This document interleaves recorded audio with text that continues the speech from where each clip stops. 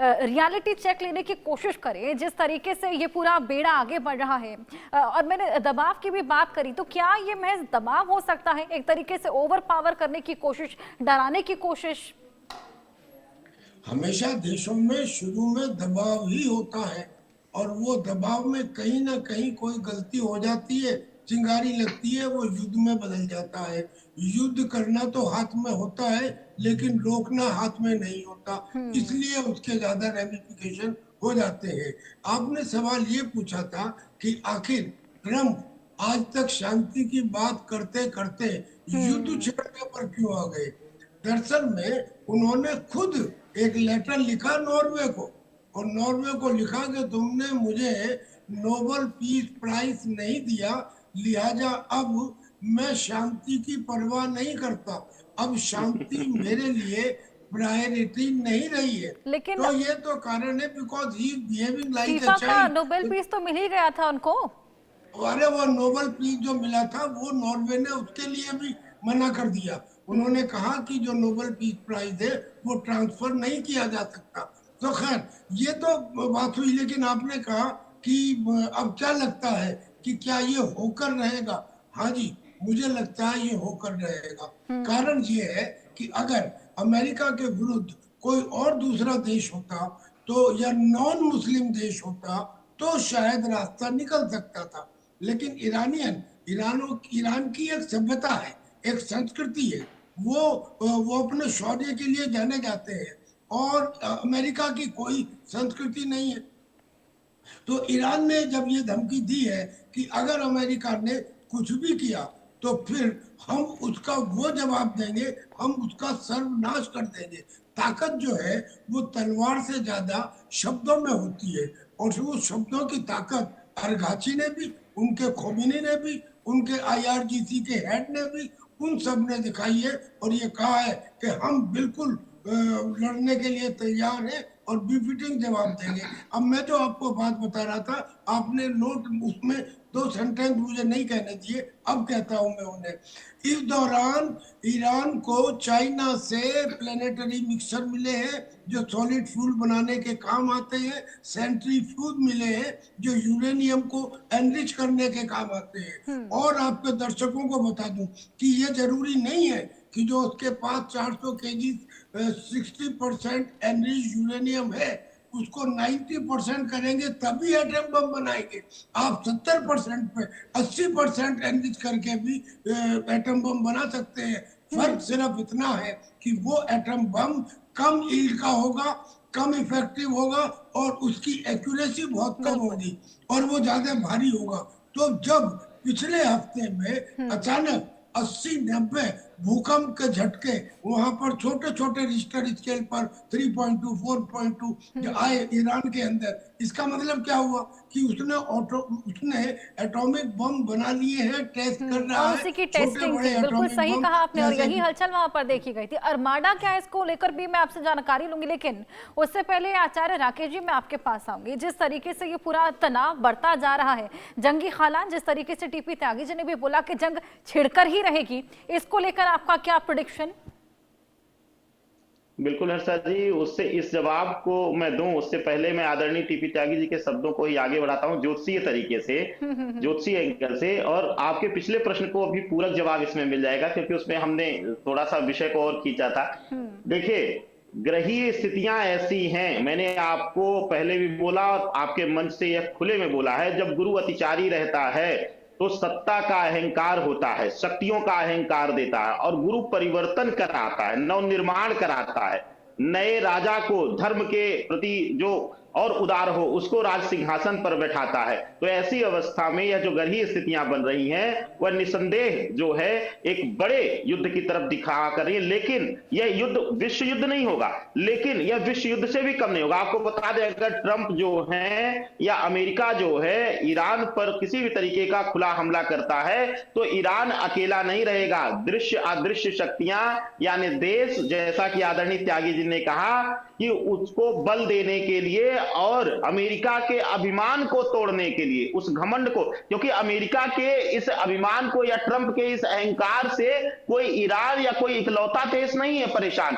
पूरा विश्व परेशान है, बिल्कुल चाहे वह बिल्कुल। यूरोपियन कॉन्टिनेंट हो, चाहे वह एशिया हो, हर कोई परेशान है। तो ऐसी अवस्था में, गुरु की अतिचारी अवस्था में जरूर स्थितियां युद्ध की बन रही हैं और फरवरी लास्ट के बाद यह प्रबल स्थितियां जन्म ले रही हैं और निसंदेह रही स्थिति ट्रंप के अभिमान का जो है चूर चूर उसको करेगी जरूर। बिल्कुल। टीपी त्यागी जी, मैं आपके पास आऊंगी। अरमाडा क्या है जिसको लेकर ईरान को लगातार चेतावनियां हम देख रहे हैं ट्रंप देते हुए नजर आ रहे हैं। हालांकि हमने देखा कि ईरान में अली रहबर की फांसी भी आज दी गई थी। कहीं ना कहीं एक स्ट्रॉन्ग मैसेज उन्होंने अमेरिका को दिया है कि हम झुकने नहीं वाले हैं, ऑल आउट ये वॉर हो चला है। अब ये ईरान का कहना है, अरमाडा के बारे में भी समझाइएगा। देखिए, ईरान के खोमेनी ने ये कहा था कि जो भी प्रोटेस्ट कर रहा है वो एनिमी ऑफ गॉड है, यानी कि खुदा का दुश्मन है। और उनके रूल की धारा 186 में ये लिखा है कि जो खुदा का दुश्मन है उसकी सजा या तो सजाए मौत है और या उसका दाहिना हाथ और बायां पैर काटना है, ये उनकी सजाएं है। अब ये सजाएं उन्होंने जानकारी के मुताबिक करीब 837 लोगों को दे दी थी। उनके चीफ प्रोसिक्यूटर ने यह भी कह दिया था कि जल्दी से जल्दी आप चार्ज फ्रेम करो, ट्रायल करो और दंड दो, यानी कि बगैर उनको कोई वकील किए हुए उनको फांसी की सजा दे दी गई, लेकिन वो रोक दी गई है। अब वो रोक दी गई है, वो ट्रंप के कहने से रोकी है या किसके कहने से रोकी है, वो फिलहाल रोकी है, स्थगित है, ऐसा नहीं है कि खत्म कर दी गई है। लेकिन ट्रंप ने कहा कि चूंकि ऐसा किया है लिहाजा मैं अटैक को डिले करता हूँ। असलियत में अटैक को डिले इसलिए किया गया क्योंकि इजराइल ने मना किया। इजराइल के पास पैट्रियट सिस्टम में भी और थर्ड सिस्टम में भी इंटरसेप्टर मिसाइल कम पड़ गई थी, जब अमेरिका ने अब उनके पास वो पहुंचा दी है, यानी कि अमेरिका पूरी तरह से इक्विप हो चुका है। और उधर ईरान भी इक्विप हो चुका है, क्योंकि पिछले हफ्ते जो अर्थक्वेक आए हैं उसे पता लग गया है कि वो कहे या ना कहे, लेकिन छोटे बड़े कुछ टैक्टिकल एटॉमिक बम उसने यकीनन बना लिए हैं, वरना ये टेस्ट की वजह से भूकंप ना आया होता। ऐसी स्थिति में जब उसके टैक्टिकल न्यूक्लियर बम का पता अमेरिका को महसूस होगा तो ये युद्ध को रोकने का भी कारण बन सकता है। क्योंकि अगर आप अमेरिका से कहेंगे आप डायरेक्ट अटैक करो, चाइना पे नहीं करेगा, रशिया पे नहीं करेगा, नॉर्थ कोरिया पे नहीं करेगा, यानी कि जो न्यूक्लियर पावर्स हैं उनके ऊपर बड़ी कंट्री सुपर पावर अटैक करने से घबराती है। और चाइना तो वैसे या न अमेरिका तो वैसे भी छोटे देशों पर ही अटैक करता है, बड़े देशों पर नहीं करता।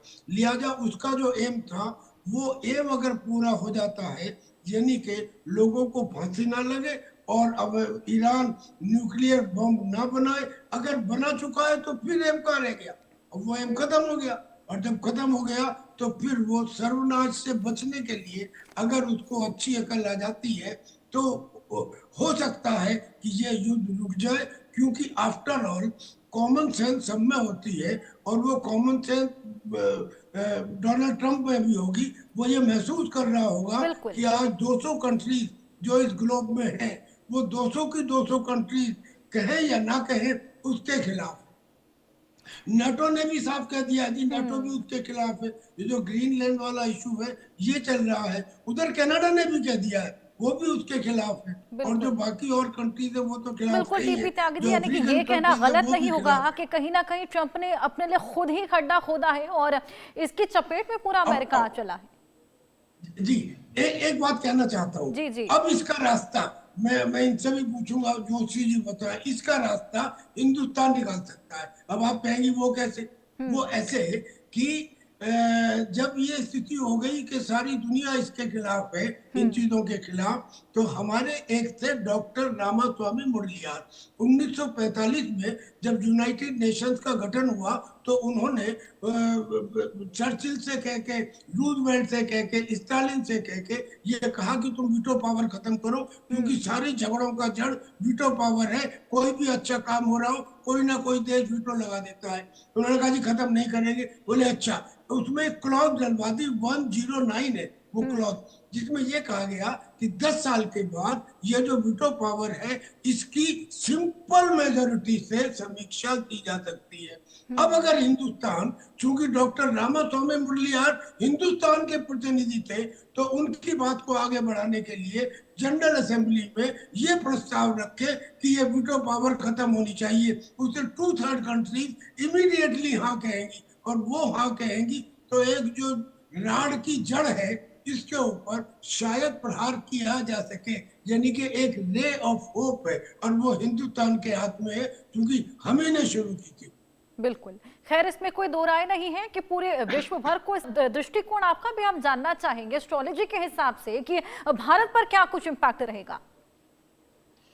देखिए, आदरणीय त्यागी साहब ने बिल्कुल सही कहा कि भारत की भूमिका यहाँ महत्वपूर्ण हो जाती है, लेकिन क्योंकि गुरु अतिचारी है और गुरु अतिचारी के प्रभाव में जो है वह कई जगहों पर दोनों सत्ताओं के बीच में जो है वह टकराव और अहम की भूमिका भी ला देता है, यानी कि झुकने या झुकाने की भूमिका भी ला देता है। तो ऐसी अवस्था में थोड़ा सा यहाँ पर, जैसा कि हम लोग अभी भी देख रहे हैं, कहीं ना कहीं एक टकराव बनी हुई है, और भले मुस्कुरा करके दोनों जो है, चाहे हमारे प्रधानमंत्री चाहे ट्रंप साहब जरूर बोलें कि मोदी जी हमारे अच्छे मित्र हैं, लेकिन उस मित्रता की मिठास और खटास दोनों उस मुस्कुरान की आड़ में हमने देखा आचार्य राकेश जी किस तरीके से बार बार टैरिफ की धमकियां देखने को मिली। बिल्कुल अर्चा जी, तो वो देखने को आ रही हैं। निसंदेह भारत का प्रभाव बढ़ेगा, और जैसे ही गुरु जो है उच्च राशि में आएगा मार्च मध्य के बाद से, भारत का प्रभाव न सिर्फ अमेरिका के लिए बल्कि वैश्विक स्तर पर, खास करके एशिया और यूरोपियन कॉन्टिनेंट को साधने में भी भारत की महत्वपूर्ण भूमिका आने वाली है। और खास करके यहां मैं एक शब्द और बोलता हूं, भले हिंदुस्तान में जो है हिंदू मुसलमान हो, लेकिन अरबियन कंट्रीज को और मुस्लिम कंट्रीज को जो साधने का काम करेगा वह एक ही राष्ट्र है, और या उनको रोकने का काम अगर कोई कर सकता है, उनको सकारात्मक दिशा देने का काम कर सकता है, तो वो एक ही राष्ट्र है, गुरु प्रधान राष्ट्र हमारा हिंदुस्तान। इसके अन्यत्र किसी में ताकत नहीं है जो उनको रोक सके या उनको साध सके, उनको एक साथ कर सके। बिल्कुल, ये बेहद बड़ी बात आपने यहाँ पर कही। टीपी त्यागी जी, मैं आपसे ईरान का स्टैंड जानना चाहूंगी। ऑल आउट जा चले हैं और पूरी तरीके से तैयार हैं, ट्रिगर पर हमारी उंगलियां हैं, उनका कहना है कहीं ना कहीं, और फांसी भी हमने देखा कि वहां पर देखने को मिली। जैसे ही फास्ट ट्रैक वहां पर अदालत का डिसीजन लिया गया था, उसके बाद से ही क्या लगता है कि ईरान किस तरीके से रिटेलिएट करता हुआ नजर आएगा? देखिए, ईरान ने पिछले कुछ समय में, एक तो पहले ही उसकी जो लॉन्ग रेंज बैलिस्टिक मिसाइल थी, उन्होंने उस 12 दिन के जून 2025 के युद्ध में इतना भारी नुकसान इजराइल को पहुंचाया था कि लोग कहने लगे थे कि इजराइल गाजा बन गया है। खैर, लेकिन उसके बाद उसने जो मिसाइल बनाई है, तो पहले तो उसकी वो लॉन्ग रेंज मिसाइल का रेंज बढ़ गया, उसमें वार हेड की किस्म बढ़ गई, उसकी लीथलिटी बढ़ गई, और उसने उनके अंदर ऐसा बदलाव किया कि उनका प्रिसीशन भी बढ़ गया। अब यहाँ तक भी ठीक था। इसके बाद उसने एक ऐसी मिसाइल का टेस्ट किया जिसका रेंज है 10,000 किलोमीटर। अब ये जो 10,000 किलोमीटर रेंज वाली बिल्कुल, इन मिसाइलों की टेस्टिंग से कहीं ना कहीं टीपी त्यागी जी साफ है कि पूरी प्रिपेयर्डनेस यहाँ पर पेंटागन हेडक्वार्टर तक है जी। तो अब राजकोट और पेंटागन का मतलब क्या हुआ कि अमेरिका तक इसकी पहुंच है। बिल्कुल वाकई बेहद हाई रेंज यहाँ पर है। और देखिए, कहीं ना कहीं हमने दोनों ही दृष्टिकोण से समझने की कोशिश की, चाहे वो एस्ट्रोलॉजिकली हो या फिर फैक्चुअली हो, कि ये हालात किस तरीके से उत्पन्न होंगे और कहाँ तक जा सकते हैं, क्या वर्स्ट केस सिनेरियो यहाँ पर रहने वाला है। बहुत शुक्रिया आप दोनों का हमारे साथ। पॉलिसी बाजार से कराया